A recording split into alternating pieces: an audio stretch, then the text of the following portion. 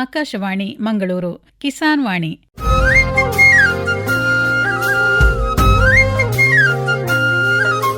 ಕಿಸಾನ್ ವಾಣಿ, ಕಿಸಾನ್ ವಾಣಿ, ಜೈ ಕಿಸಾನ್, ಜೈ ಕಿಸಾನ್, ಜೈ ಕಿಸಾನ್, ಕಿಸಾನ್ ವಾಣಿ. ಈ ಕಾರ್ಯಕ್ರಮದ ಪ್ರಾಯೋಜಕರು ಕೃಷಿ ಹಾಗೂ ರೈತ ಕಲ್ಯಾಣ ಸಚಿವಾಲಯ, ಭಾರತ ಸರ್ಕಾರ. ಪ್ರಧಾನಮಂತ್ರಿ ಕಿಸಾನ್ ಮಾನ್ಧನ್ ಯೋಜನೆ ಸಿಗುವುದು ಪೆನ್ಷನ್ನ ಆಸರೆಯು, ಆಗದು ನಿರಾಸರೆ ಇನ್ನು, ಸಿಗುವುದು ಸಂತಸದ ಕ್ಷಣವು, ಕಳೆಯುವುದು ಸುಖದಿಂದ ವೃದ್ಧಾಪ್ಯ ರಕ್ಷಿತ ಆಗುವ ಅನ್ನದಾತ ಸುರಕ್ಷಿತ ಆಗುವ ಅನ್ನದಾತ. ಪ್ರಧಾನಮಂತ್ರಿ ಕಿಸಾನ್ ಮಾನ್ಧನ್ ಯೋಜನೆಯಿಂದ ಲಘು ಮತ್ತು ಸಣ್ಣ ಹಿಡುವಳಿದಾರ ರೈತರ ಭವಿಷ್ಯವಾಗುತ್ತೆ ಸುರಕ್ಷಿತ. 60 ವರ್ಷ ವಯಸ್ಸಾದ ನಂತರ 3,000 ರೂಪಾಯಿಗಳ ಮಾಸಿಕ ಪೆನ್ಷನ್ ಖಚಿತ. 55ರಿಂದ 200 ರೂಪಾಯಿಗಳ ಮಾಸಿಕ ಶುಲ್ಕ ನೀಡಿ 18ರಿಂದ 40 ವರ್ಷ ತನಕ ರೈತರು ಪ್ರವೇಶಿಸಬಹುದು. ಈ ಅಂಶದಾನ ಯೋಜನೆಯಲ್ಲಿ ಸರ್ಕಾರ ನೀಡುತ್ತದೆ ಸಮಪಾಲು ಕೊಡುಗೆ. ಎಲ್ಲ ರೈತ ಬಾಂಧವರು ಈ ಸೇವೆಯ ಪ್ರಯೋಜನಕ್ಕಾಗಿ ಜನಸೇವಾ ಕೇಂದ್ರಕ್ಕೆ ಹೋಗಿ ಉಚಿತವಾಗಿ ತಮ್ಮ ಹೆಸರನ್ನು ನೋಂದಾಯಿಸಿಕೊಳ್ಳಿ. ಪ್ರಧಾನಮಂತ್ರಿ ಕಿಸಾನ್ ಮಾನ್ಧನ್ ಯೋಜನೆ ಅನ್ನದಾತರ ಪರಿಶ್ರಮಕ್ಕಾಗಿ ಈಗ, ಪೆನ್ಷನ್ನಿಂದ ಅವರ ಮನೆ ಸುರಕ್ಷಿತ. ಕೃಷಿ ಮತ್ತು ರೈತ ಕಲ್ಯಾಣ ಖಾತೆ ಭಾರತ ಸರ್ಕಾರದ ವತಿಯಿಂದ ಜನಹಿತಕ್ಕಾಗಿ ಜಾರಿ. ಖೇತ್ ಬಚಾವೋ ಅಭಿಯಾನ್ ಕೃಷಿ ಉಳಿಸಿ ಅಭಿಯಾನದ ಅಂಗವಾಗಿ ICAR ಕೃಷಿ ವಿಜ್ಞಾನ ಕೇಂದ್ರ ದಕ್ಷಿಣ ಕನ್ನಡ ಇದರ ಮೀನುಗಾರಿಕಾ ವಿಜ್ಞಾನ ವಿಭಾಗದ ವಿಜ್ಞಾನಿಗಳಾದ ಡಾ. ರಾಥೋಡ್ ಕುಮಾರ ಅವರೊಂದಿಗೆ ಸಾವಯವ ಪದ್ಧತಿಯಲ್ಲಿ ಮೀನುಗಾರಿಕೆ ಈ ಕುರಿತು ಸಂದರ್ಶನ ಕೇಳುವಿರಿ. ಸಂದರ್ಶಕರು ಗಾಯತ್ರಿ ಎಂ. ಖೇತ್ ಬಚಾವೋ ಅಭಿಯಾನದ ಅಂಗವಾಗಿ ಇಂದಿನ ಕಾರ್ಯಕ್ರಮದಲ್ಲಿ ಸಾವಯವ ಪದ್ಧತಿಯಲ್ಲಿ ಮೀನುಗಾರಿಕೆ ಮಾಡುವ ವಿಧಾನವನ್ನು ತಿಳಿಸಿಕೊಡಲಿಕ್ಕೆ ನಮ್ಮ ಜೊತೆ ಮಂಗಳೂರಿನ ಕೃಷಿ ವಿಜ್ಞಾನ ಕೇಂದ್ರದ ಮೀನುಗಾರಿಕಾ ವಿಭಾಗದ ವಿಜ್ಞಾನಿಗಳಾದ ಡಾ. ರಾಥೋಡ್ ಕುಮಾರ್ ಅವರು ಇದ್ದಾರೆ. ನಮಸ್ತೆ ಸರ್. ನಮಸ್ತೆ ಮೇಡಮ್.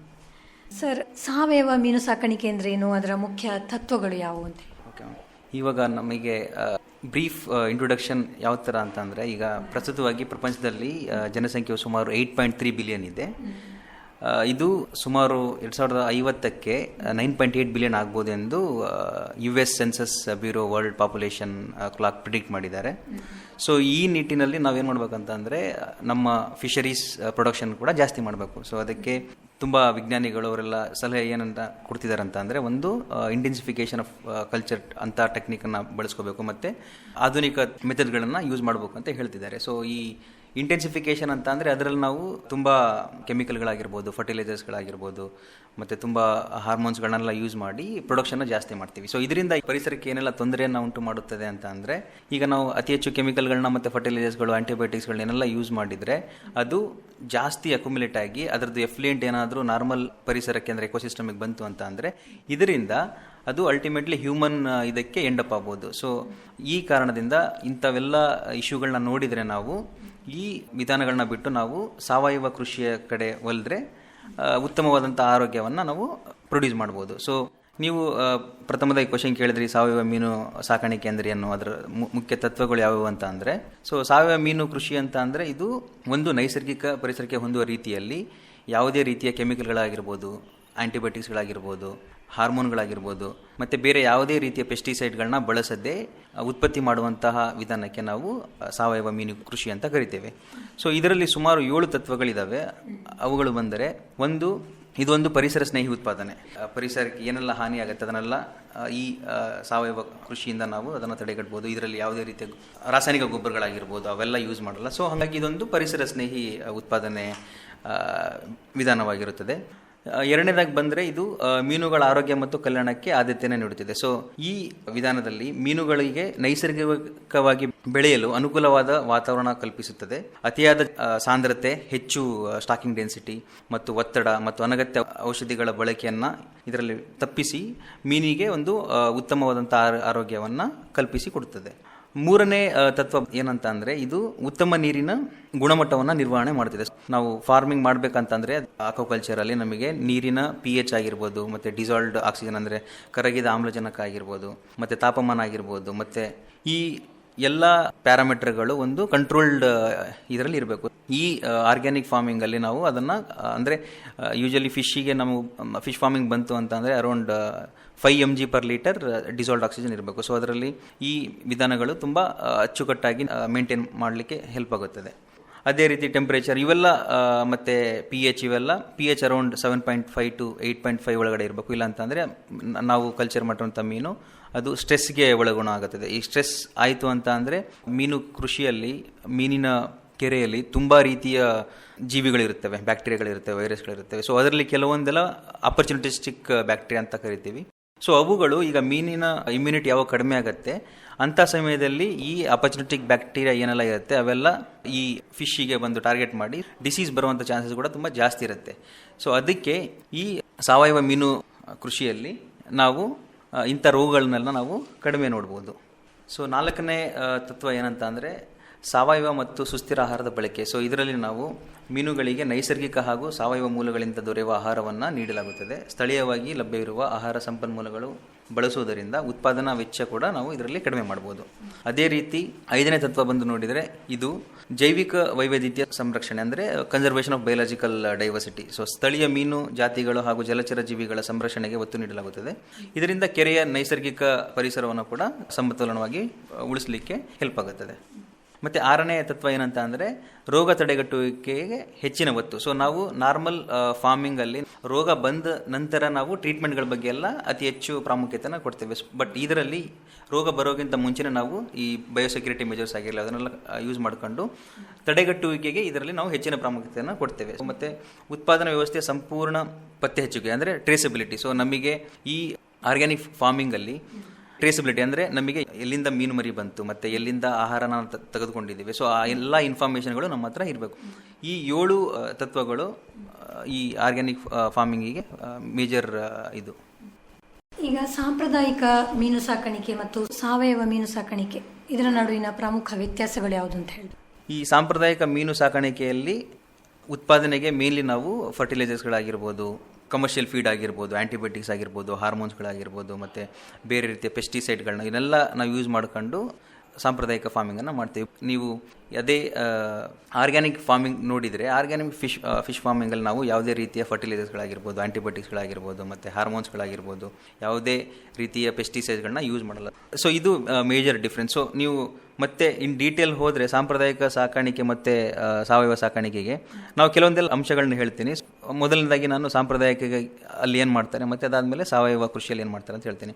ಸೊ ನೀವು ಆಹಾರ ಅಂತ ಬಂದು ನೋಡಿದರೆ ಅಂದರೆ ಸಾಂಪ್ರದಾಯಿಕ ಸಾಕಾಣಿಕೆಯಲ್ಲಿ ನಾವು ಕಮರ್ಷಿಯಲ್ ಫೀಡನ್ನು ಯೂಸ್ ಮಾಡ್ತೇವೆ. ಸಾವಯವ ಮೀನು ಕೃಷಿಯಲ್ಲಿ ನಾವು ಸಾವಯವ ಮೂಲದ ಫೀಡ್ ಅಂದರೆ ಈ ಪ್ಲಾಂಕ್ಟನ್ಗಳಾಗಿರ್ಬೋದು ಮತ್ತು ಅಜೋಲ್ ಆಗಿರ್ಬೋದು, ಇಂಥ ಅಂದರೆ ನ್ಯಾಚುರಲ್ ಫೀಡ್ ಮೇಲೆ ಡಿಪೆಂಡ್ ಆಗಿರುತ್ತೆ. 2ನೇ ಅಂಶ ಬಂದು ಗೊಬ್ಬರ. ಸೊ ಗೊಬ್ಬರ ಇಲ್ಲಿ ನಾವು ಸಾಂಪ್ರದಾಯಿಕ ಇದರಲ್ಲಿ ನಾವು ರಾಸಾಯನಿಕ ಮತ್ತು ಅಜೈವಿಕ ಗೊಬ್ಬರಗಳನ್ನ ಯೂಸ್ ಮಾಡ್ತೀವಿ. ಬಟ್ ಇದರಲ್ಲಿ ನಾವು ಆರ್ಗ್ಯಾನಿಕ್ ಫಾರ್ಮಿಂಗಲ್ಲಿ ನಾವು ಕಂಪ್ಲೀಟಾಗಿ ಸಾವಯವ ಗೊಬ್ಬರಗಳ ಮೇಲೆ ಡಿಪೆಂಡ್ ಆಗಿರ್ತೀವಿ. ಸೊ ರೋಗ ನಿಯಂತ್ರಣ ಅಂತ ಬಂದರೆ ಸಾಂಪ್ರದಾಯಿಕದಲ್ಲಿ ನಾವು ಔಷಧಿ ಮತ್ತು ಪ್ರತಿಜೀವಕಗಳನ್ನ ಯೂಸ್ ಮಾಡ್ತೀವಿ, ಅಂದರೆ ಆಂಟಿಬಯೋಟಿಕ್ಸ್ ಮತ್ತು ಔಷಧಿಗಳನ್ನ ಯೂಸ್ ಮಾಡ್ತೀವಿ. ಬಟ್ ಆರ್ಗ್ಯಾನಿಕ್ ಫಿಶ್ ಫಾರ್ಮಿಂಗಲ್ಲಿ ನಾನು ಮುಂಚೆ ಸಹ ಒಂದು ತತ್ವಗಳು ಹೇಳಿದೆ. ಇದರಲ್ಲಿ ಈ ಮೆಥಡ್ ಕಂಪ್ಲೀಟ್ ಯಾವ ಥರ ಡಿಪೆಂಡ್ ಆಗಿರುತ್ತೆ ಅಂತ ಅಂದರೆ ಯಾವುದೇ ರೀತಿಯ ಔಷಧಿಗಳನ್ನ ಯೂಸ್ ಮಾಡಲ್ಲ. ಸೊ ನಾವು ಪ್ರಿಕಾಷನರಿ ಮೆಜರ್ಸ್ನ ತಗೊತೀವಿ ಇಲ್ಲಿ. ಸೊ ರೋಗಗಳು ಬರದೇ ಇರುವಂಥ ರೀತಿಯಲ್ಲಿ ನಾವು ನೋಡ್ಕೊಳ್ತೇವೆ. ಅದಾದಮೇಲೆ ನೆಕ್ಸ್ಟ್ ಪರಿಸರದ ಮೇಲೆ ಯಾವ ರೀತಿ ಪರಿಣಾಮ ಇರುತ್ತೆ. ಸಾಂಪ್ರದಾಯಿಕ ಇದರಲ್ಲಿ ತುಂಬ ಹೆಚ್ಚಿನ ಪರಿಣಾಮ ಇರುತ್ತೆ. ಯಾವ ಥರ ಅಂತ ಅಂದರೆ ಈಗ ನಾವು ಅತಿ ಹೆಚ್ಚು ಆಂಟಿಬಯೋಟಿಕ್ಸ್ ಯೂಸ್ ಮಾಡಿದರೆ ಫಾರ್ಮಿಂಗಲ್ಲಿ ಆ ಆಂಟಿಬಯೋಟಿಕ್ಸ್ ರೆಸಿಡ್ಯೂಸ್ ಮತ್ತು ಈ ರೆಸಿಸ್ಟೆನ್ಸ್ ಬ್ಯಾಕ್ಟೀರಿಯಾ ಕೂಡ ಡೆವಲಪ್ ಆಗುತ್ತೆ. ಸೊ ಅದರಿಂದ ಆ ರೆಸಿಸ್ಟೆನ್ಸ್ ಬ್ಯಾಕ್ಟೀರಿಯಾ ಏನಾದರೂ ಹ್ಯೂಮನಲ್ಲಿ ಎಂಡಪ್ ಆಯಿತು ಅಂತ ಅಂದರೆ ನಾವು ನೆಕ್ಸ್ಟ್ ಆ ಹ್ಯೂಮನಿಗೆ ಯಾವುದೇ ರೀತಿಯ ಅಂದರೆ ಆ ಪರ್ಟಿಕ್ಯುಲರ್ ರೆಸಿಸ್ಟೆನ್ಸ್ ಇತ್ತು ಅಂತ ಅಂದರೆ ಆ ಬ್ಯಾಕ್ಟೀರಿಯಾ ಡಿಸೀಸ್ ಬಂತು ಅಂತ ಅಂದರೆ ಅದನ್ನು ಟ್ರೀಟ್ ಮಾಡೋಕ್ಕೆ ನಾವು ಆ್ಯಂಟಿಬಯೋಟಿಕ್ಸ್ ಯೂಸ್ ಮಾಡಿದ್ರು ವರ್ಕ್ ಆಗಲ್ಲ. ಸೊ ಹಂಗಾಗಿ ಇದ್ರದ್ದು ಪರಿಣಾಮ ಅಂದರೆ ಪರಿಸರದ ಮೇಲೆ ಪರಿಣಾಮ ಹೆಚ್ಚಾಗಿರುತ್ತೆ. ನಮ್ಮ ಈ ಸಾವಯವ ಕೃಷಿಯಲ್ಲಿ ಅಂದರೆ ಪರಿಣಾಮ ತುಂಬ ಕಡಿಮೆ ಇರುತ್ತೆ. ಉತ್ಪಾದನೆ ಅಂತ ನೋಡಿದರೆ ಇದರಲ್ಲಿ ಹೆಚ್ಚಾಗುತ್ತೆ. ಯಾಕಂತಂದರೆ ನಾವು ಇದರಲ್ಲಿ ಈ ಸಾಂದ್ರತೆ ಅಂದರೆ ಸ್ಟಾಕಿಂಗ್ ಡೆನ್ಸಿಟಿ ಜಾಸ್ತಿ ಇರುತ್ತೆ ಸಾಂಪ್ರದಾಯಿಕ ಫಿಶ್ ಫಾರ್ಮಿಂಗಲ್ಲಿ. ಬಟ್ ಆರ್ಗ್ಯಾನಿಕ್ ಫಿಶ್ ಫಾರ್ಮಿಂಗಲ್ಲಿ ನಮಗೆ ಸ್ಟಾಕಿಂಗ್ ಡೆನ್ಸಿಟಿ ಎಲ್ಲ ತುಂಬ ಕಡಿಮೆ ಇರುತ್ತೆ. ಅದರಿಂದ ಸ್ಟ್ರೆಸ್ ಕೂಡ ಕಡಿಮೆ ಆಗುತ್ತೆ. ಸೊ ಹಾಗಾಗಿ ಫಿಶ್ ಹೆಲ್ದಿಯಾಗಿರುತ್ತೆ ಆರ್ಗ್ಯಾನಿಕ್ ಫಿಶ್ ಫಾರ್ಮಿಂಗಲ್ಲಿ. ಮಾರುಕಟ್ಟೆ ಬೆಲೆ ನೋಡಿದರೆ ಇದರಲ್ಲಿ ಸಾಂಪ್ರದಾಯಿಕ ನಮಗೆ ತುಂಬ ನಾರ್ಮಲ್ ಪ್ರೈಸ್ ಇರುತ್ತೆ. ಬಟ್ ಸಾವಯವ ಸಾಕಾಣಿಕೆಯಲ್ಲಿ ಪ್ರೈಸ್ ಕೂಡ ಜಾಸ್ತಿ ಇರುತ್ತೆ. ಈವನ್ ಬೇರೆ ಅಗ್ರಿಕಲ್ಚರ್ ಪ್ರಾಡಕ್ಟ್ಗಳಾಗಿರ್ಬೋದು, ಆರ್ಗ್ಯಾನಿಕ್ ಪ್ರಾಡಕ್ಟ್ಗಳಿಗೆಲ್ಲ ಪ್ರೈಸ್ ಜಾಸ್ತಿನೇ ಇದೆ ಮಾರ್ಕೆಟಲ್ಲಿ.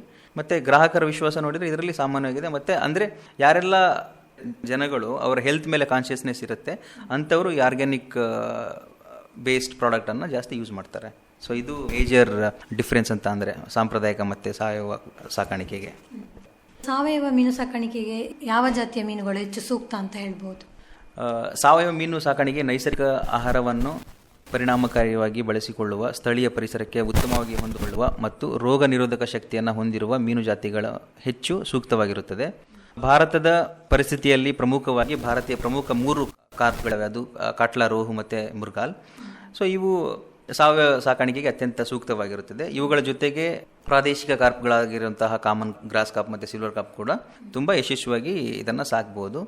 ಇದಲ್ಲದೆ ತಿಲಾಪಿಯಾ, ಮಗೂರ್, ಸಿಂಗಿ ಮತ್ತು ಕರಾವಳಿ ಪ್ರದೇಶಗಳಲ್ಲಿ ಸಿಗುವಂತಹ ಮಲ್ಲೆಟ್ ಮತ್ತು ಮಿಲ್ಕ್ ಫಿಶ್ಗಳು ಸಹ ಸಾವಯವ ಪದ್ಧತಿಗೆ ಹೊಂದಿಕೊಳ್ಳುತ್ತಿದೆ. ಸೊ ನಾನು ಈ ಲೀಸ್ಟ್ ಮಾಡಿರೋ ಫಿಶ್ಗಳು ವಿಶೇಷತೆಯನ್ನು ಹೊಂದಿದೆ ಅಂತ ಅಂದರೆ, ಈ ಮೀನುಗಳು ಕೆರೆಯಲ್ಲಿ ನೈಸರ್ಗಿಕವಾಗಿ ಉತ್ಪತ್ತಿಯಾಗುವ ಪ್ಲಾಂಕ್ಟನ್ಗಳು, ಸಸ್ಯಗಳು, ಕೀಟಗಳು ಹಾಗೂ ಇತರೆ ಸೂಕ್ಷ್ಮಜೀವಿಗಳನ್ನು ಆಹಾರವಾಗಿ ಬಳಸಿಕೊಳ್ಳುವ ಸಾಮರ್ಥ್ಯ ಈ ಮೀನುಗಳಿಗೆ ಇದೆ. ಸೊ ಇದರಿಂದ ಹೊರಗಿನಿಂದ ಅಂದರೆ ಸಪ್ಲಿಮೆಂಟರಿ ಫೀಡ್ ಅವಶ್ಯಕತೆ ಕೂಡ ಇದರಲ್ಲಿ ಕಡಿಮೆ ಇರುತ್ತೆ. ಸೊ ಹಂಗಾಗಿ ಅಂದರೆ ಈ ಇಂಡಿಯನ್ ಕಾರ್ಪ್ ಮತ್ತು ಚೈನೀಸ್ ಕಾರ್ಪ್ ಮತ್ತು ಈ ತಿಲಾಪಿಯಾ ಮಗೂರು ಕೂಡ ಒಂದು ಒಳ್ಳೆಯ ಮೀನುಗಳು ಆರ್ಗ್ಯಾನಿಕ್ ಫಿಶ್ ಫಾರ್ಮಿಂಗಲ್ಲಿ. ಸಾವಯವ ಮೀನು ಸಾಕಾಣಿಕೆಯಲ್ಲಿ ಕೆರೆ ಅಥವಾ ಜಲಾಶಯದ ನಿರ್ವಹಣೆಯನ್ನು ಮಾಡುವಂಥದ್ದು ಹೇಗೆ? ಕೆರೆ ನಿರ್ವಹಣೆ ಸಾವಯವ ಮೀನು ಸಾಕಾಣಿಕೆ ಒಂದು ಯಶಸ್ಸಿನ ಮೂಲವಾಗಿದೆ. ಯಾಕಂತಂದರೆ ಈ ಸಕ್ಸಸ್ ರೇಟ್ ಯಾವಾಗ ಜಾಸ್ತಿ ಆಗತ್ತೆ ಅಂತಂದರೆ, ನಾವು ಪ್ರಾಪರಾಗಿ ಪಾಂಡ್ ಪ್ರಿಪರೇಷನ್ ಮಾಡಿದಾಗ ನಮಗೆ ಈ ಸಕ್ಸಸ್ ರೇಟ್ ಕೂಡ ಜಾಸ್ತಿ ಇರುತ್ತೆ. ಸೊ ಸಾವಯವ ಮೀನು ಸಾಕಾಣಿಕೆಯ ಯಶಸ್ಸು ಬಹುಮಟ್ಟಿಗೆ ಕೆರೆ ಅಥವಾ ಜಲಾಶಯ ಸಮರ್ಪಕ ನಿರ್ವಹಣೆಯ ಮೇಲೆ ಅವಲಂಬಿತವಾಗಿರುತ್ತದೆ. ಆರೋಗ್ಯಕರ ನೀರಿನ ಪರಿಸರವನ್ನು ಕಾಪಾಡಿಕೊಂಡಾಗ ಮಾತ್ರ ಮೀನುಗಳು ಉತ್ತಮ ಬೆಳವಣಿಗೆ ಮತ್ತು ಉತ್ಪಾದನೆ ಸಾಧ್ಯತೆಯನ್ನು ಹೆಚ್ಚಿರುತ್ತದೆ. ಮೊದಲಿಗೆ ಮೀನುಗಳನ್ನ ಬಿಡುವ ಮೊದಲು ಕೆರೆಯನ್ನು ಸರಿಯಾಗಿ ಸಿದ್ಧಪಡಿಸಬೇಕು. ಕೆರೆಯನ್ನು ಸಂಪೂರ್ಣವಾಗಿ ಒಣಗಿಸಬೇಕು. ತಳಭಾಗದಲ್ಲಿರುವಂತಹ ಹೆಚ್ಚುವರಿ ಕೆಸರು ಅಂದರೆ ಸ್ಲರಿಯನ್ನು ತೆಗಿಬೇಕು.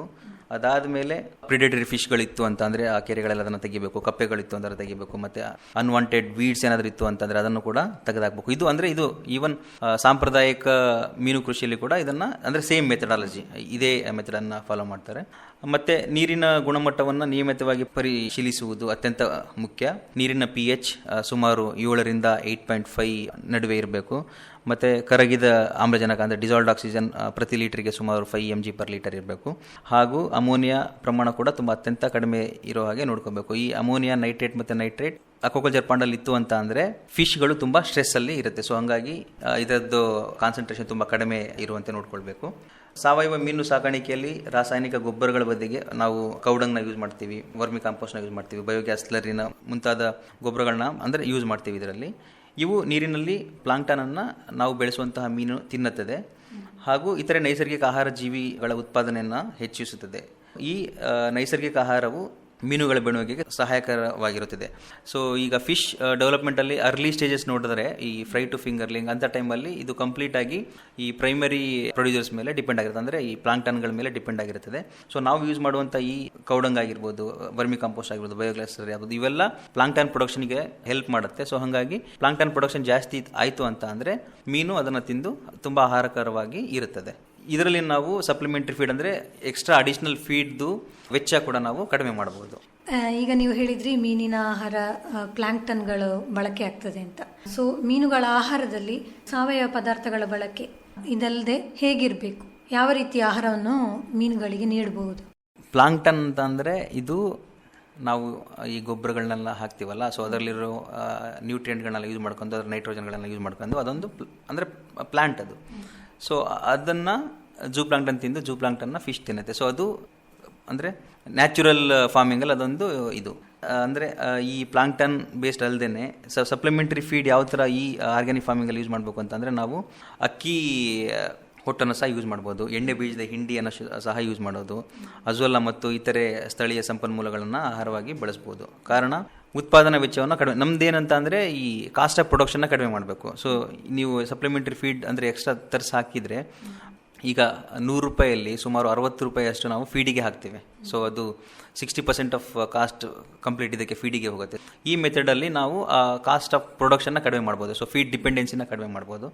ಸೊ ಈ ಅಕ್ಕಿ ತೋಡು, ಎಣ್ಣೆ ಬೀಜದ ಹಿಂಡಿ ಇವೆಲ್ಲ ನಮಗೆ ನಾರ್ಮಲಾಗಿ ಸಿಗುತ್ತೆ. ಸೊ ಹಂಗಾಗಿ ಇದನ್ನು ಈ ಬಳಕೆ ಮಾಡಿದರೆ ಇದು ಆಹಾರವಾಗಿ ಯೂಸ್ ಆಗುತ್ತೆ ಇದಕ್ಕೆ, ಫಿಶ್ಶಿಗೆ. ಈ ಅಕ್ಕಿ ಹೊಟ್ಟು, ಎಣ್ಣೆ ಬೀಜದ ಹಿಂಡಿ, ಅಜೋಲಾ ಮತ್ತು ಇತರೆ ಸ್ಥಳೀಯ ಸಂಪನ್ಮೂಲಗಳನ್ನು ನಾವು ಆಹಾರವಾಗಿ ಬಳಸ್ಬೋದು. ಇದಲ್ಲದೆ ನಾವು ಈ ಪ್ರೋಟೀನ್ ಸೋರ್ಸ್ ಆಗಿ ಫಿಶ್ ಮೀಲ್ನ ಯೂಸ್ ಮಾಡ್ಬೋದು. ಅದಲ್ದಂಗೆ ನಾವು ಸೋಯಾಬೀನ್ನ ಯೂಸ್ ಮಾಡ್ಬೋದು ಪ್ರೋಟೀನ್ ಸೋರ್ಸಿಗೆ. ಬಟ್ ಯಾವುದೆಲ್ಲ ನಾವು ಏನೆಲ್ಲ ಯೂಸ್ ಮಾಡ್ತೀವಿ ಫೀಡ್ ಇಂಗ್ರೀಡಿಯೆಂಟ್ಸ್ ಆಗಿ ಅವೆಲ್ಲ ಕಂಪ್ಲೀಟ್ ಆಗಿ ಅಂದರೆ ಆರ್ಗ್ಯಾನಿಕ್ ಸರ್ಟಿಫೈಡ್ ವೇಯಲ್ಲೇ ಅದನ್ನು ಪ್ರೊಡ್ಯೂಸ್ ಮಾಡಿರಬೇಕು.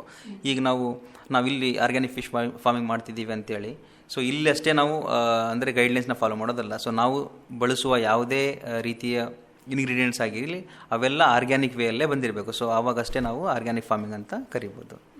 ಈಗ ಮೀನುಗಳಿಗೂ ಕೂಡ ರೋಗಗಳು ಬರುವ ಸಾಧ್ಯತೆಗಳಿರ್ತವೆಲ್ಲ, ಅವುಗಳ ರೋಗಗಳನ್ನು ತಡೆಗಟ್ಟಲು ಮತ್ತು ಅವುಗಳ ಆರೋಗ್ಯವನ್ನು ಕಾಪಾಡಿಕೊಳ್ಳಲಿಕ್ಕೆ ಯಾವ ಕ್ರಮಗಳನ್ನು ಅನುಸರಿಸಬೇಕು? ಮೇಡಮ್, ಮೀನಿನ ರೋಗಗಳು ಅಂತ ಅಂದರೆ ಸುಮಾರು ಈಗ ನಮಗೆ ಬ್ಯಾಕ್ಟೀರಿಯಲ್ ಡಿಸೀಸ್ ಅಂತ ಬರುತ್ತೆ, ಫಂಗಲ್ ಡಿಸೀಸ್ ಅಂತ ಬರುತ್ತೆ, ಪ್ಯಾರಾಸೈಟಿಕ್ ಡಿಸೀಸ್ ಅಂತ ಬರುತ್ತೆ, ಮತ್ತು ವೈರಲ್ ಡಿಸೀಸ್ ಅಂತ ಬರುತ್ತೆ. ಈ ಎಲ್ಲ ಡಿಸೀಸ್ಗಳು ಅಂದರೆ ನೀರಿನ ಗುಣಮಟ್ಟ ಯಾವ ರೀತಿ ಇರುತ್ತೆ ಅದರ ಮೇಲೆ. ಈಗ ನೀರಿನ ಗುಣಮಟ್ಟ ಚೆನ್ನಾಗಿರಲಿಲ್ಲ ಅಂತಂದರೆ ಈ ಎಲ್ಲ ಬ್ಯಾಕ್ಟೀರಿಯಾ ಆಗಿರ್ಬೋದು, ಫಂಗಸ್ ಆಗಿರ್ಬೋದು, ಮತ್ತು ವೈರಸ್ ಆಗಿರ್ಬೋದು, ಇನ್ನು ಬೇರೆ ರೀತಿ ಯಾವುದೇ ಪ್ಯಾಥೋಜನ್ಸ್ಗಳಾಗಿರ್ಬೋದು ಅವೆಲ್ಲ ಅಪರ್ಚುನಿಟಿಸ್ಟಿಕ್ ಆಗಿರುತ್ತೆ. ಸೊ ಯಾವಾಗ ನಾವು ಬೆಳೆಸುವಂತಹ ಮೀನು ಯಾವಾಗ ಅದರದ್ದು ಇಮ್ಯುನಿಟಿ ಕಡಿಮೆ ಆಗುತ್ತೆ ಅಂದರೆ ಸ್ಟ್ರೆಸ್ಗೆ ಒಳಗಾಗುತ್ತೆ, ಆವಾಗ ಈ ಎಲ್ಲ ಅಪರ್ಚುನಿಟಿಕ್ ಪ್ಯಾಥೋಜನ್ಗಳು ನಮ್ಮ ಮೀನನ್ನು ಟಾರ್ಗೆಟ್ ಮಾಡಿ ಡಿಸೀಸನ್ನು ಬರುತ್ತೆ. ಸೊ ಈ ಇದರಲ್ಲಿ ಸಾವಯವ ಮೀನು ಸಾಕಾಣಿಕೆಯಲ್ಲಿ ರೋಗ ಬಂದ ನಂತರ ಚಿಕಿತ್ಸೆ ನೀಡೋದಕ್ಕಿಂತ ರೋಗಗಳು ಉಂಟಾಗದಂತೆ ಮುನ್ನೆಚ್ಚರಿಕೆಯ ಕ್ರಮಗಳನ್ನ ನಾವು ಜಾಸ್ತಿ ಗಮನ ಹರಿಸ್ತೀವಿ. ಉತ್ತಮ ನಿರ್ವಹಣೆಯ ಮೂಲಕ ಅಂದರೆ ಉತ್ತಮ ಆಹಾರವನ್ನು ಕೊಡುವುದು ಕೂಡ ಒಂದು ಅಂದರೆ ಇಮ್ಯುನಿಟಿನ ಕೂಡ ಸ್ಟ್ರಾಂಗ್ ಮಾಡುತ್ತೆ. ಮೊದಲನೇದಾಗಿ ನಾವು ವಿಶ್ವಾಸಾರ್ಹ ಮೂಲಗಳಿಂದ ದೊರೆಯುವ ಆರೋಗ್ಯಕರ ಮತ್ತು ರೋಗಮುಕ್ತ ಮೀನು ಮರಿಗಳನ್ನು ನಾವು ಕೆರೆಗಳಿಗೆ ಬಿಡಬೇಕು. ಸೊ ರೋಗ ಪೀಡಿತ ಅಥವಾ ದುರ್ಬಲ ಮರಿಗಳನ್ನು ಬಳಸುವುದರಿಂದ ರೋಗ ಹರಡುವಿಕೆ ಕೂಡ ಜಾಸ್ತಿ ಆಗುತ್ತೆ. ನೀರಿನ ಗುಣಮಟ್ಟವನ್ನು ಉತ್ತಮವಾಗಿ ಕಾಪಾಡಿಕೊಳ್ಬೇಕು. ಅತ್ಯಂತ ಮುಖ್ಯ, ನೀರಿನಲ್ಲಿ ಸಾಕಷ್ಟು ಕರಗಿದ ಆಮ್ಲಜನಕ ಇರಬೇಕು, ಡಿಸಾಲ್ಡ್ ಆಕ್ಸಿಜನ್ ಇರಬೇಕು, ಮತ್ತು ಸೂಕ್ತ pH ಮತ್ತು ಕಡಿಮೆ ಅಮೋನಿಯಾ ಮಟ್ಟವನ್ನು ನಾವು ನಿರ್ವಹಿಸಬೇಕು. ಕಳಪೆ ನೀರಿನ ಗುಣಮಟ್ಟವು ಅನೇಕ ರೋಗಗಳಿಗೆ ಕಾರಣ. ನಾನು ಮುಂಚೆ ಸಹ ಹೇಳಿದೆ. ಸೊ ಯಾವುದೆಲ್ಲ ಡಿಸೀಸ್ ಇರುತ್ತೆ ಅವೆಲ್ಲ ಕಂಪ್ಲೀಟ್ ಅಂದರೆ ಯಾವುದೆಲ್ಲ ಪ್ಯಾಥೋಜನ್ಸ್ ಇರುತ್ತೆ ಅವೆಲ್ಲ ಅಪರ್ಚುನಿಟಿಕ್ ಇರುತ್ತೆ.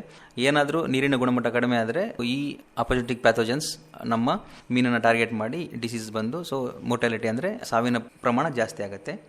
ಮತ್ತು ಕೆರೆಯಲ್ಲಿ ಅತಿಯಾದ ಸಂಖ್ಯೆಯನ್ನು ಮೀನುಗಳನ್ನ ಸಂಗ್ರಹಿಸಬಾರದು. ಸೊ ಜಾಸ್ತಿ ಸ್ಟಾಕಿಂಗ್ ಡೆನ್ಸಿಟಿ ಮಾಡಿದ್ವಿ ಅಂತ ಅಂದರೆ ಸೊ ರೋಗ ಹರಡುವಿಕೆ ಕೂಡ ಜಾಸ್ತಿ ಚಾನ್ಸಸ್ ಇರುತ್ತೆ. ಮತ್ತು ಜಾಸ್ತಿ ಸಾಂದ್ರತೆ ಇತ್ತು ಅಂತಂದರೆ ನಾವು ಜಾಸ್ತಿ ಫೀಡ್ ಆಗಬೇಕು, ಜಾಸ್ತಿ ಇನ್ಪುಟ್ಸ್ ಇರಬೇಕು. ಸೊ ಅದರಿಂದ ಕಾಸ್ಟ್ ಆಫ್ ಪ್ರೊಡಕ್ಷನ್ ಕೂಡ ಜಾಸ್ತಿ ಆಗುತ್ತೆ. ಮತ್ತು ಡಿಸೀಸ್ ಬಂತು ಅಂತ ಅಂದರೆ ಅದರದ್ದು ಸ್ಪ್ರೆಡ್ಡಿಂಗ್ ತುಂಬ ಫಾಸ್ಟ್ ಇರುತ್ತೆ. ಸೊ ಹಾಗಾಗಿ ಈ ಆರ್ಗ್ಯಾನಿಕ್ ಫಾರ್ಮಿಂಗಲ್ಲಿ ಸ್ಟಾಕಿಂಗ್ ಡೆನ್ಸಿಟಿ ಎಲ್ಲ ಕಡಿಮೆ ಇರುತ್ತೆ, ಅಂದರೆ ಮೀನಿನ ಸಾಂದ್ರತೆ ಕಡಿಮೆ ಇರುತ್ತದೆ.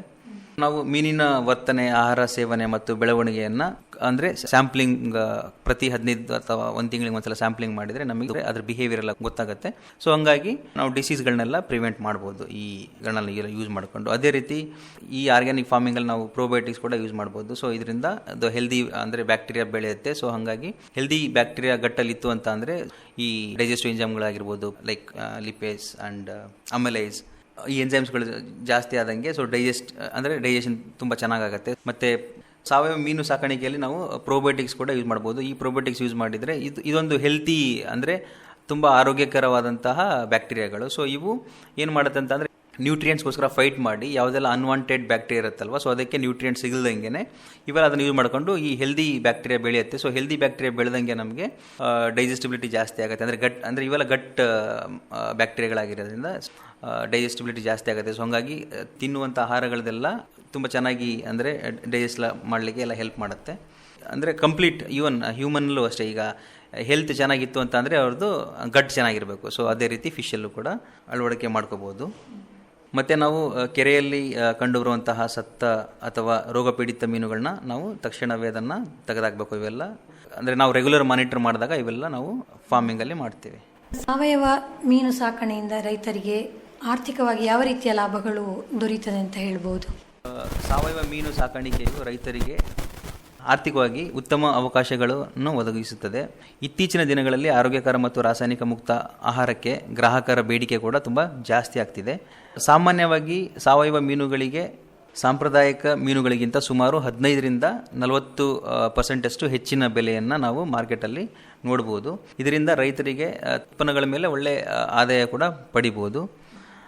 ನಾನು ಆಗಲೇ ಸಹ ಹೇಳಿದೆ, ಸಾವಯವ ಸಾಕಾಣಿಕೆಯಲ್ಲಿ ನಾವು ಅಕ್ಕಿ ತೌಡನ್ನು ಯೂಸ್ ಮಾಡ್ತೇವೆ, ಎಣ್ಣೆ ಬೀಜದ ಹಿಂಡಿಯನ್ನು ಯೂಸ್ ಮಾಡ್ತೇವೆ, ಅಜೋಲ್ಲ ಮತ್ತು ಬೇರೆ ಸ್ಥಳೀಯ ಸಂಪನ್ಮೂಲಗಳನ್ನ ಯೂಸ್ ಮಾಡ್ತೀವಿ. ಸೊ ಅದರಿಂದ ನಾವು ಈ ಕಾಸ್ಟ್ ಆಫ್ ಪ್ರೊಡಕ್ಷನ್ ಕೂಡ ಕಡಿಮೆ ಆಗುತ್ತೆ ಫೀಡ್ ಮೇಲೆ. ಸೊ ಹಾಗಾಗಿ ಇದು ಉತ್ಪಾದನಾ ವೆಚ್ಚವನ್ನು ಕೂಡ ಕಡಿಮೆ ಮಾಡಬಹುದು. ಜೊತೆಗೆ ರಾಸಾಯನಿಕ ಗೊಬ್ಬರಗಳು, ಪ್ರತಿಜೀವಕಗಳು ಮತ್ತು ದುಬಾರಿ ಔಷಧಿಗಳ ಬಳಕೆ ಕಡಿಮೆ ಆಗುವುದರಿಂದ ಅದರದ್ದು ವೆಚ್ಚ ಸಹ ಇದರಲ್ಲಿ ಕಡಿಮೆ ಆಗುತ್ತದೆ.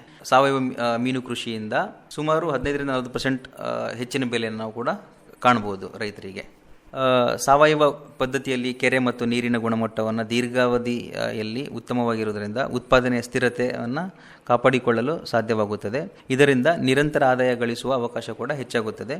ಇದಲ್ಲದೆ ಸಾವಯವ ಮೀನುಗಳಿಗೆ ವಿಶೇಷ ಮಾರುಕಟ್ಟೆಗಳು ಹಾಗೂ ಸೂಪರ್ ಮಾರ್ಕೆಟ್ಗಳಲ್ಲಿ ಮತ್ತು ಹೋಟೆಲ್ಗಳಲ್ಲಿ ಹಾಗೂ ಬೇರೆ ಬೇರೆ ಮಾರ್ಕೆಟ್ಗಳಲ್ಲಿ ಕೂಡ ಒಳ್ಳೆ ಬೇಡಿಕೆ ಇರುವುದರಿಂದ ಇದು ರೈತರಿಗೆ ಹೆಚ್ಚಿನ ವ್ಯಾಪಾರ ಮತ್ತು ಅವಕಾಶಗಳನ್ನ ತಂದು ಕೊಡುತ್ತದೆ ಅಂತೇಳಿ ನಮ್ಮದೊಂದು ಅಭಿಪ್ರಾಯ.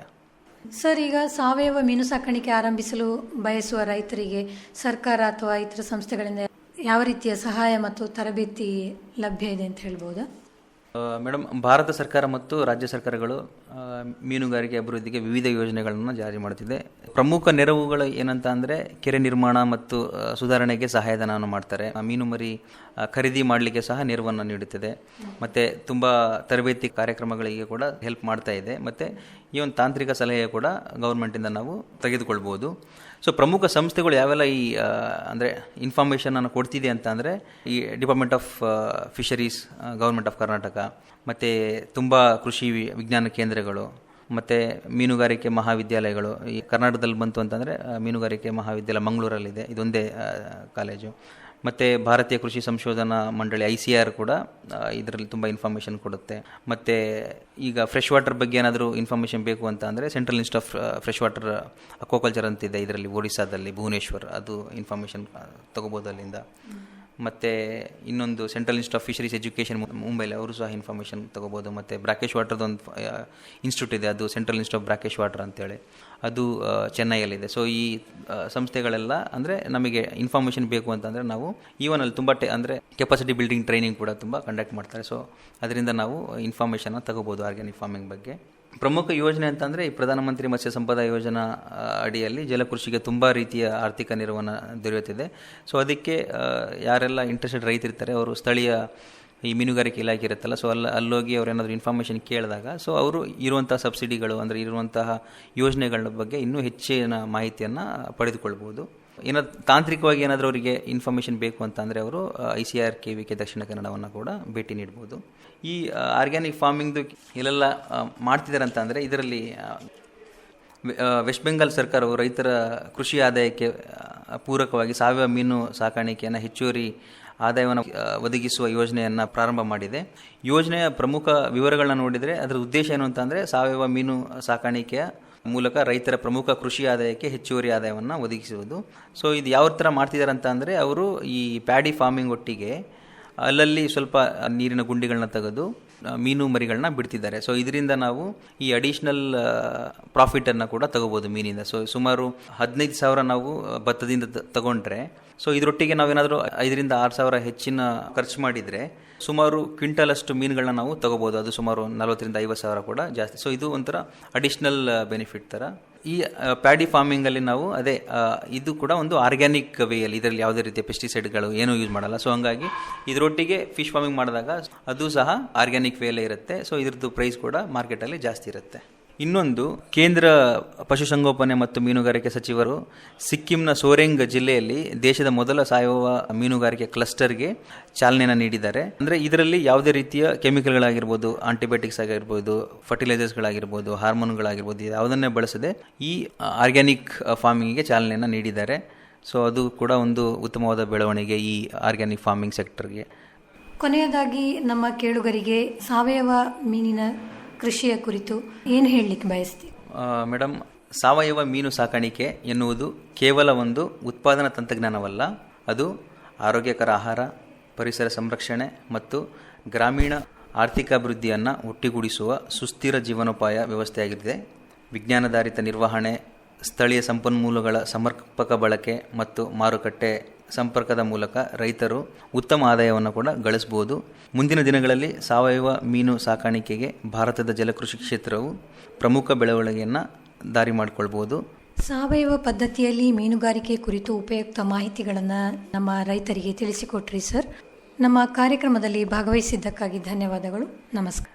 ಈ ವಿಷಯದ ಬಗ್ಗೆ ಮಾತನಾಡಲಿಕ್ಕೆ ನಮಗೆ ಅವಕಾಶ ಕೊಟ್ಟಂತಹ ಆಕಾಶವಾಣಿಗೆ ತುಂಬ ಹೃದಯ ಧನ್ಯವಾದಗಳು. Thank you madam. ಇದುವರೆಗೆ ಖೇತ್ ಬಚಾವೋ ಅಭಿಯಾನ್ ಕೃಷಿ ಉಳಿಸಿ ಅಭಿಯಾನದ ಅಂಗವಾಗಿ ICAR ಕೃಷಿ ವಿಜ್ಞಾನ ಕೇಂದ್ರ ದಕ್ಷಿಣ ಕನ್ನಡ ಇದರ ಮೀನುಗಾರಿಕಾ ವಿಜ್ಞಾನ ವಿಭಾಗದ ವಿಜ್ಞಾನಿಗಳಾದ ಡಾ ರಾಥೋಡ್ ಕುಮಾರ ಅವರೊಂದಿಗೆ ಸಾವಯವ ಪದ್ಧತಿಯಲ್ಲಿ ಮೀನುಗಾರಿಕೆ ಈ ಕುರಿತು ಸಂದರ್ಶನ ಕೇಳಿದಿರಿ. ಸಂದರ್ಶಿಸಿದವರು ಗಾಯತ್ರಿ ಎಂ. ನಿರ್ದೇಶನ PV ಪ್ರಶಾಂತ್ ಕುಮಾರ್. ಸರ್ವಶ್ರೇಷ್ಠ ರೈತನ ಬಹುಮಾನ ದೊರೆಯುತ್ತದೆ ಹರಿಯಣ್ಣಗೆ. ಇದು ಎಲ್ಲಿವರಿಗೆ ನಿಮ್ಮ ಸಫಲತೆಯ ಗುಟ್ಟಿನ ಹೇಳಿ. ನನ್ನ ರೈತ ಬಾಂಧವರೇ, ಈಗ ನೀವು ಸಹ ಉತ್ತಮ ಬೆಳೆಯನ್ನು ಬೆಳೆಯಬಹುದು. ಅದು ಹೇಗೆ? ಹೇಗೆಂದ್ರೆ ಯಾವಾಗ ಯಾವುದೇ ಸಮಸ್ಯೆ ಬಂದಲ್ಲಿ ತಕ್ಷಣ 1-800-180-1551 ಕರೆ ಮಾಡಿ. ಇದು ಯಾರ ನಂಬರ್ ಅಣ್ಣ?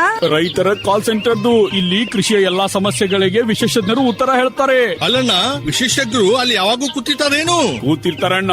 ವರ್ಷದ 365 ದಿನಾಲೂ ಸಿಗ್ತಾರೆ. ಅದು ಸಹ ಬೆಳಗಿನ ಜಾವ 6ರಿಂದ ರಾತ್ರಿ 10 ಗಂಟೆವರೆಗೂ. ಆದ್ರಣ್ಣ ಬಳತ್ತಿನವರೆಗೆ ಮಾತಾಡಿದ್ರೆ ದುಡ್ಡು ಹೆಚ್ಚತ್ತಲ್ವಾ? ಯಾವ ಖರ್ಚು ಇಲ್ಲ. ಮೊಬೈಲ್ ಅಥವಾ ಬೇರೆ ಫೋನ್ ನಿಂದ ರೈತರ ಕಾಲ್ ಸೆಂಟರ್ಗೆ ಉಚಿತವಾಗಿ ಕರೆ ಮಾಡಿ. ಸಲಹೆಗೂ ದುಡ್ಡಿಲ್ಲ. ನಿಜವಾಗ್ಲೂ. ರೈತ ಬಾಂಧವರಿಗೆ ಕೃಷಿಯ ಸಮಸ್ಯೆಗಳಿಗಾಗಿ ನಿಮ್ಮ ಭಾಷೆಯಲ್ಲಿ ತಕ್ಷಣವೇ ಪರಿಹಾರವನ್ನು ಪಡೆಯಲು ಭಾರತಾದ್ಯಂತ ಯಾವುದೇ ಫೋನ್ ನಿಂದ ರಾಷ್ಟ್ರೀಯ ಹೆಲ್ಪ್ ಲೈನ್ ನಂಬರ್ 1-800-180-1551 ಉಚಿತವಾಗಿ ಕರೆ ಮಾಡಿ. ರೈತರ ಗೆಳೆಯ, ರೈತರ ಕಾಲ್ ಸೆಂಟರ್. ಈ ಕಾರ್ಯಕ್ರಮದ ಪ್ರಾಯೋಜಕರು ಕೃಷಿ ಹಾಗೂ ರೈತ ಕಲ್ಯಾಣ ಸಚಿವಾಲಯ, ಭಾರತ ಸರ್ಕಾರ. ಇದು ಇಂದಿನ ಕಿಸಾನ್ ವಾಣಿ ಕಾರ್ಯಕ್ರಮ. ಮುಂದಿನ ಕಾರ್ಯಕ್ರಮದಲ್ಲಿ ಮತ್ತೆ ಭೇಟಿಯಾಗೋಣ. ನಮಸ್ಕಾರ.